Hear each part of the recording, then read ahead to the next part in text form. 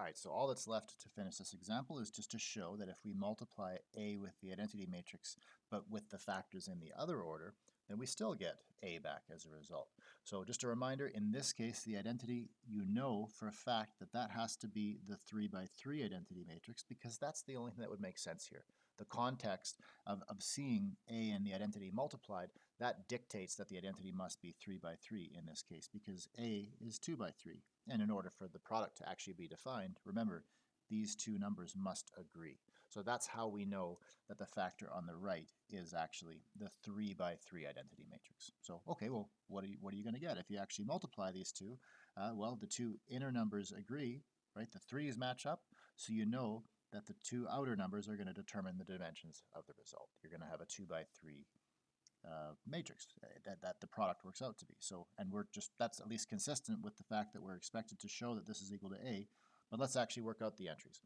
So the entry in the first position here, the first entry in the first row is going to be the dot product of the first row of A with the first column of the identity matrix. And if you actually perform that dot product of those two three-dimensional vectors, you'll get A times 1 plus B times 0 plus C times 0. So that just works out to A. Okay, well, let's work out the next entry.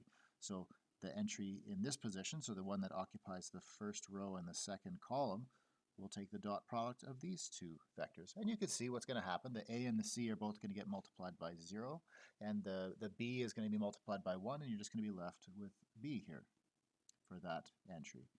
And then the last entry in the first row, you're going to take the dot product of the vector ABC with the dot product of the vector 0, 0, 1, and then that works out to C. So far so good. This is what we're expecting. For the second row, down here, we'll start with this entry. We want to find that's the entry that occupies the second row and the first column, right? So we want to go take the dot product of those. We'll go D times 1 plus, well, the other products will just be 0. E times 0 and F times 0 are just going to disappear. So we're just going to end up with D. And then what about the next entry that occupies the second row and the second column? Well, that'll be this dot product here. So D times 0, E times 1, and F times 0. Add those products up and you're just going to get E. And you can check in a similar way that the last entry, when you take the dot product of these two vectors, you're just going to get F. So we'll just end up with F, and guess what?